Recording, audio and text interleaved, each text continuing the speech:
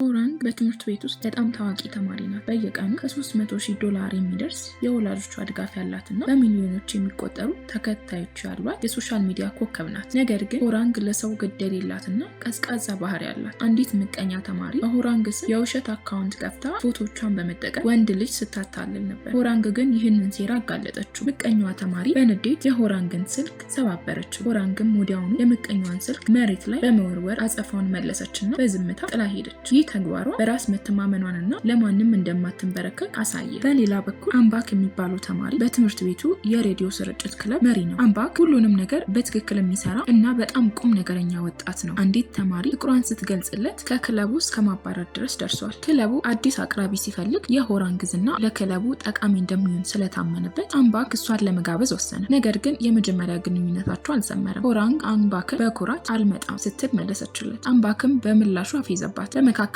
የቃላት ጦርነት ተጀመረ። በማግስቱ ሆራንግ በትምህርት ቤቱ ሬዲዮ የሚተላለፈውን ታሪክ ስትሰማ የራሷን የድሮ ህይወት የሚያስታውስ ሆኖ አገኘችው። ይህ ስሜት ቀስቅሶባት ለክለቡ ቃለ መጠይቅ ለማድረግ ሄደች። አምባክ አሁንም በቅሬታ ሰዓቱ አልፏል ቢላትም የክለቡ አባላት ግን ሰዓት መኖሩን ነገሩት። ሆራንግም በቃለ መጠይቁ ላይ ባሳየችው አስደናቂ ችሎታና በራስ መተማመን አምባክን ሳይወድ በግዱ እንዲቀበላት አደረገችው። በሁለት ተቃራኒ ባህሪ ያላቸው ወጣቶች መካከል ያለው ውጥረት በትምህርት ቤቱ ክለብ ውስጥ አዲስ ታሪክ ሊጀምር ሆነ። ሆራንግ በክለቡ የመጀመሪያ ቀኗን ዘግይታ በመገኘቷ አምባክ ሊያባርራት ቢሞክርም እሷ ግን ያንን ሚስጥራዊ ታሪክ ማን እንደላከው ለማወቅ ስትል ይቅርታ ጠይቃ ጽዳት ሰራተኛ ሆና ለመቀጠል ተስማማች። ሆኖም ሆራንግ የጽዳት ስራውን ራሷ ከመስራት ይልቅ ለሌሎች ተማሪዎች ገንዘብ እየከፈለች እንደምታሰራ አምባክ ደረሰበት። ይህ ድርጊቷ በአምባክ አይን ያላትን አመኔታ እንደገና ሳጣ። በዚህ መሃል የድሮ የቅርብ ጓደኛዋ ሶሂያን ታሪኩን ማን እንደላከው እንደምታውቅ ብትነግራትም ሆራንግ ግን በቁጣ እንደማውቅሽ ቁጠሪኝ በማለት አባረረቻት። ሆኖም ግን ሁኔታው የተባባሰ ሄደ። በሆራንግ ላይ አዲስ የክስ ማዕበል በሶሻል ሚዲያ ተከፈተ። የቀድሞዋ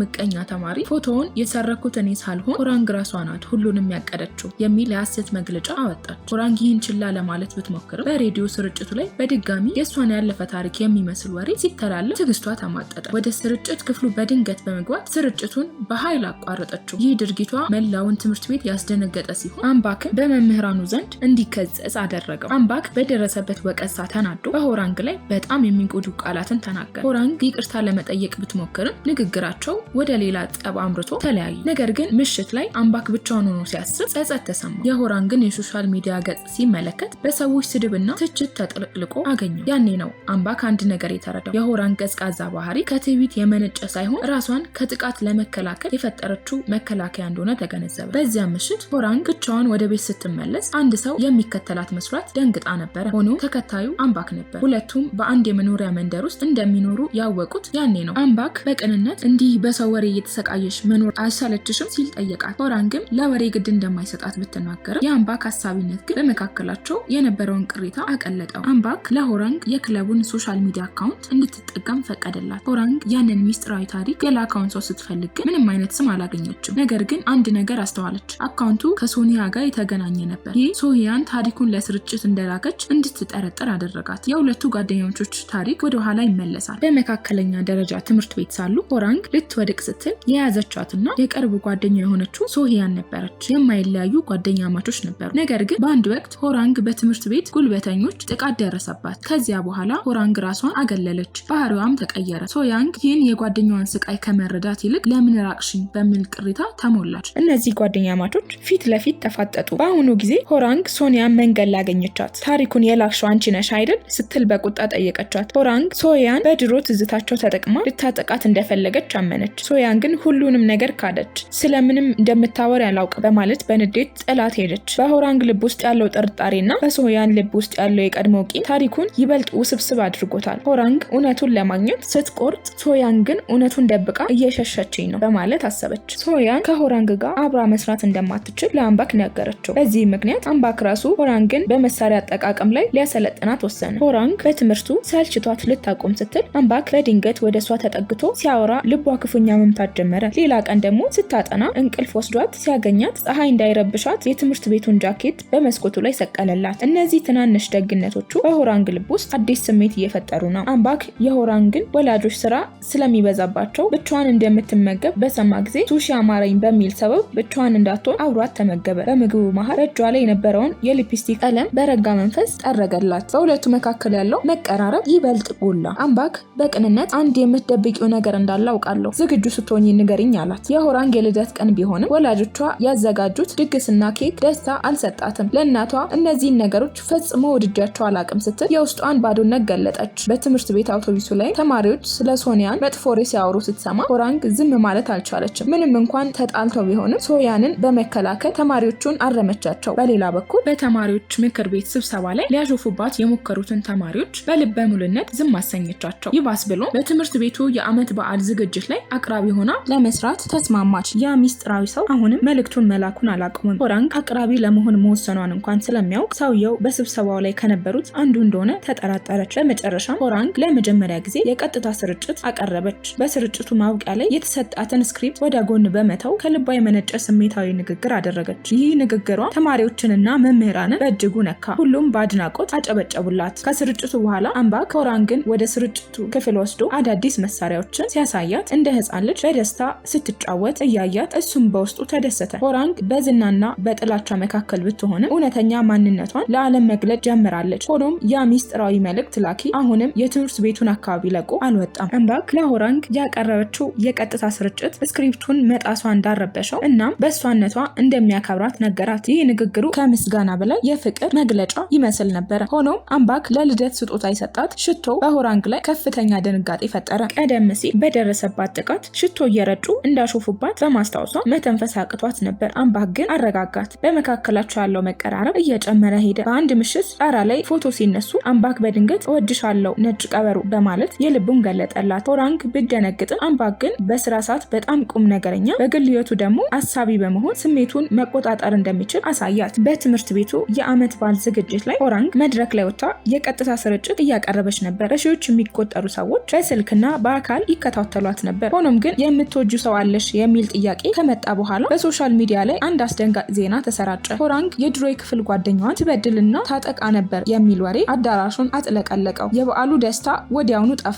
ሆራንግ በመድረክ ላይ ደንግጣ ወደቀች። በዙሪያ የነበሩት ጓደኞች ግን ከመረዳት ይልቅ ስልካቸውን አውጥተው ውርደቷን ይቀርጹ ጀመር። ሶያን ሁኔታውን መጥፎነት ተረድታ መብራቱ እንዲጠፋ አዘዘች። አምባክ ወዲያውኑ ወደ መድረክ በመዝለል ሆራንግን ከሰዎች አይን የሚጋርድ የእንጨት መጋረጃ አቆመላት። ከዚያም እጇን ይዞ በፍጥነት ከአዳራሹ አወጣት። ሆራንግ በጣም ተጎድታ ስለነበር ለብቻዬ መሆን ፈልጋለሁ ስትል አምባክ ፈቀደላት። ሆራንግ ወደ ቤት ስትሄድ በኢንተርኔት የሚሰድቧትን ስድብ እያነበበች ምርር ብላ አለቀሰች። በማግስቱ ትምህርት ቤት አልመጣችም። በትምህርት ቤቱ ኮሪደሮች ውስጥ ግን ስለሷ መጥፎ ወሬዎች እንደ ጉድ ይናፈሱ ጀመር። የሆራንግ ዝና በአንድ ጀንበር ወደ ጥቁር ጥላ ተቀየረ። ታሪኩ አሁን ወደ ሚስጥር መጋለጥና ወደ እውነተኛ ጠላትነት ማንነት ፍለጋ ተሸጋግሯል። ሆራንግ በውጫዊ ገጽታዋ ጠንካራ ብትመስልም በውስጧ ግን ገና ያልዳነ ቁስል ይዛ እየታገለች ነው። ሆራንግ በትምህርት ቤቱ የክስ ማዕበል እየናወጠች ባለችበት ወቅት ምንም እንዳልተፈጠረ ሆና በድፍረት ብቅ አለች። እንደተለመደው በሬዲዮ ስርጭቱ ላይ ድምጿ ሲሰማ ሁሉም ደነገጠ። አንዳንዶች አታፍርም ቢሏትም እሷ ግን ስራዋን ቀጠለች። የሚገርመው ሆራንግ ትምህርት ቤት የዘገየችው ከድሮ የትምህርት ቤት ጉልበተኛ ጋር ተገናኝታ ነበር። ያ ሰውዬ ይቅርታ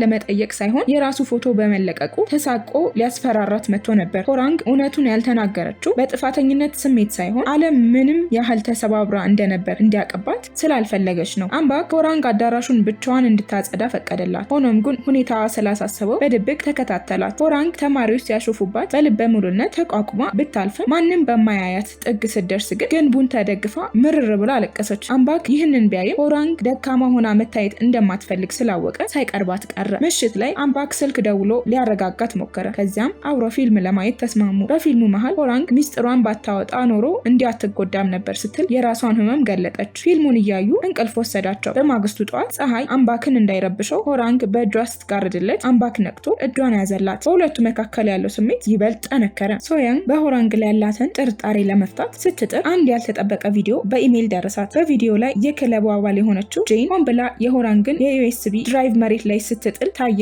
ጄን ሆራንግ በአምባክ እንድትገጸጽና እንድትዋረድ ያደረገችው ሴራ ሰሪ መሆኗ ታወቀ። ሶያን የጄንን ሁለት ገጽታ ባህሪ ስታይ በድንጋጤ ተሞላች። ጄን ከሆራንግ ጋር እየሳቀችና እያወራች ቢሆንም ከጀርባ ግን ሆራንግን ለማጥፋት የምትሰራ እባብ መሆኗን ሶያን አረጋገጠች። ታሪኩ አሁን የትምህርት ቤቱ የውጭ ቀረጻ እንቅስቃሴ ላይ ደርሷል። እዚያ ላይ ሶያን ጄንን ልታጋልጣት ይሆን ወይስ ሆራንግ አሁንም ለጄን ያላትን አመኔታ ትቀጥላለች? ሶያን በብልሃት የጄንን ስልክ በእጇ ካስገባች በኋላ ሚስጥራዊ ፋይሎችን መረመረች። በጋለሪ ውስጥ ያገኘችው ነገር ግን አስደንጋጭ ነበረ። ሆራንግ በመካከለኛ ደረጃ ትምህርት ቤት ሳለች በጉልበተኞች ስትጠቃም ያሳዩ በርካታ በርካታ ፎቶዎች ነበሩ። ጄን ያንን ታሪክ ለሬዲዮ ክለቡ የላከችና በበዓሉ ምሽት ሆራንግን ያዋረደች ዋና ሴራ ሰሪ መሆኗ በግልጽ ታወቀ። ሶኒያን ጄንን ፊት ለፊት ስታጋልጣት ጄን ሁሉንም አመነች። በመካከለኛ ደረጃ ትምህርት ቤት አንድ ክፍል ብትሆንም ሆራንግ ችላ ትላኝ ነበረ። ያ ንቀቷ ስላናደደኝ ነው በቀል የፈለግኩት ስትል ክፉ ማንነቷን ገለጠች። ይባስ ብሎ ሆራንግ ተጠቂ እንጂ አጥቂ እንዳልነበረች፣ ጄን ግን ያንን ስቃይ በፎቶ እየቀረጸቻት ትደሰት እንደነበር ታወቀ።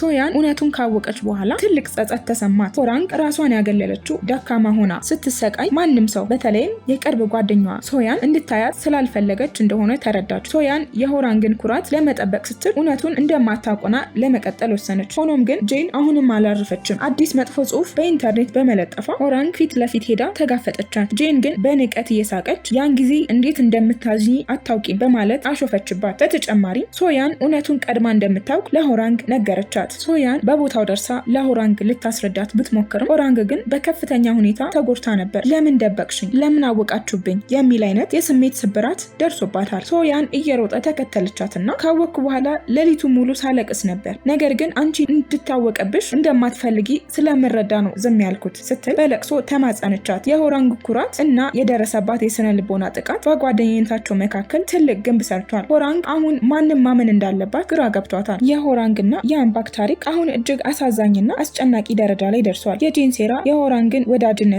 ስም ሙሉ በሙሉ እያፈራረሰው ነው። ጄን ሆራንግን ለብቻዋ አግኝታ እውነተኛ ጥላቻዋን ገለጠች። ድሮ ትምህርት ቤት ውስጥ ሰላም ልልሽ ስመጣ በጓደኞቻችን ፊት ችላ ስላልሽኝ ተሳልቀውብኛል። አሁን አንቺም የብቸኝነትና የመገለልን ስቃይ መቅመስ አለብሽ በማለት ዛተችባት። ጄን በሆራንግ ላይ ያላትን መጥፎ ቪዲዮ እንደምታወጣ በማስፈራራት ሆራንግን ከሬዲዮ ክለቡ እንድትወጣና ከጓደኞቿ እንድትርቅ አዘዘቻት። ሆራንግ በጄን ዛቻ ምክንያት እጅግ ተጨንቃ ከክለቡ የንግግር ግሩፕ ወጣች። ጓደኞቿ በጭንቀት መልእክት ቢልኩላትም እነሱን ላለመጉዳት ስትል በዝምታ ለመራቅ ወሰነች። አምባክ ሆራንግ ከክለቡ ግሩፕ መውጣቷን ሲያይ ደነገጠ። ሊፈልጋት ሲሄድ ግን ጄን መንገድ ላይ አስቆመችው። ጄን አሁንም የውሸት ድራማዋን ቀጠለች። ሆራንግ ወደ ክለቡ የመጣችው እኔን ለመሰለል ነው። ድሮ ታጠቃኝና ትበድለኝ ስለነበር ያንን ጥላቻይን ለመግለጽ ነው ታሪኮቹን የጻፍኩት በማለት አምባክን ለማሳመን ሞከረች። አምባክ ግን በሆራንግ ላይ ያለው እምነትና በጄን ቃላት ላይ መካከል ግራ ተጋብቷል። ሆራንግ እቃዋን ይዛ ከትምህርት ቤት ልትወጣ ስትል ሶያን አገኘቻት። ሶያን በጭንቀት ሆና ወሬ እውነት ነው? በእርግጥ ሰውን ትበድይ ነበር ስትል ጠየቀቻት። ሆራንግ ግን ጄን የያዘችባትን ሚስጥር ላለመግለጽና ጓደኞቿን ከራሷ ለማራቅ ስትል ምንም እንኳን ንጹህ ብትሆንም አዎ እኔ ነኝ ያደረኩት በማለት ውሸቱን አመነች። ይህ የሆራንግ ውሳኔ በራሷ ላይ የፈረደችበት ትልቅ መስዋዕትነት ነው። እውነቱን ከመናገር ይልቅ ሁሉንም ስድብ ተቀብላ ጓደኞቿን ለማዳን መረጠች። ሶያን በሰማችው ነገር ክፉኛ ስደነግጥ፣ ሆራንግ ግን በዝምታ ትምህርት ቤቱን ጥላ ወጣች። ታሪኩ አሁን ሆራንግ ብቻዋን የቀረችበትና ጄን ያሸነፈችበት የመሰለበት ሰዓት ነው። አምባክ እውነቱን ፈልጎ ያገኘው ወይስ የሆራንግን የሐሰት ኑዛዜ አምኖ ይተዋል? የታሪኩ ፍጻሜ በጣም ቅርብ ነው። አምባክና ሆራንግ በምሽት ተገናኝተው በነበረበት ወቅት አምባክ ወሬው እውነት እንዳይሆን ፈርቼ ነበር ማለቱ ሆራንግን ክፉኛ ያቆሰላት። በለቅሶ ተለያዩ። ሆኖም ግን አምባክ ከእናቱ ጋር ያደረገው ድንገተኛ ግንኙነት የሁኔታውን መልክ ቀየረው። ለዓመታት ተለያይተው የቆየች እናቱ ጥሏት እንደሄደ ፍቅረኛ ሳትሰናበተው በመቅረቷና ቃሏን ባለመጠበቋ የተሰማትን ጥልቅ ጸጸት ነገረችው። አምባክ እናቱ ስትለምነው ባየ ጊዜ ሆራንግ እውነቱን ለመናገር ለምን እንደፈራችና በውስጧ የነበረውን ስቃይ ለመጀመሪያ ጊዜ በትክክል ተረዳ። ሆራንግ በትምህርት ቤት ጉልበተኞች ሰለባ መሆኗን ለእናቷ ነገረች። እናቷም ከመሸሽ ይልቅ ችግሩን ፊት ለፊት እንድትጋፈጠው አበረታታቻት። በሌላ በኩል ጄን አሁንም የውሸት ሰለባ መስላ በመታየት የተማሪዎችን ርህራሄ ለማግኘት ትጥር ነበር። ሆራንግ ግን በቆራጥነት ወደ አምባክ ሄደች። እውነቱን በሙሉ ነገረችው። አምባክ በከፍተኛ ሀዘንና ፍቅር አቀፋት። የቀረውን ለኔ ተይልኝ አላት። በማግስቱ በትምህርት ቤቱ ትልቅ መገረም ተፈጠረ። አምባክ የቀጥታ ስርጭት እንደሚኖር አበሰረ። ተማሪዎቹ ማን ነው የሚያቀርበው ብለው ሲጠባበቁ ሆራንግ በድፍረት መድረኩ ላይ ብቅ አለች። ድፍረቱ ይኖራቸዋል። ይህ የቀጥታ ስርጭት ለጄን እና ለሌሎች ጉልበተኞች ትልቅ የፍርድ ሰዓት ነው። ሆራንግ ከእንግዲህ ሰለባ ሆና መደበቅን አቁማ የራሷንና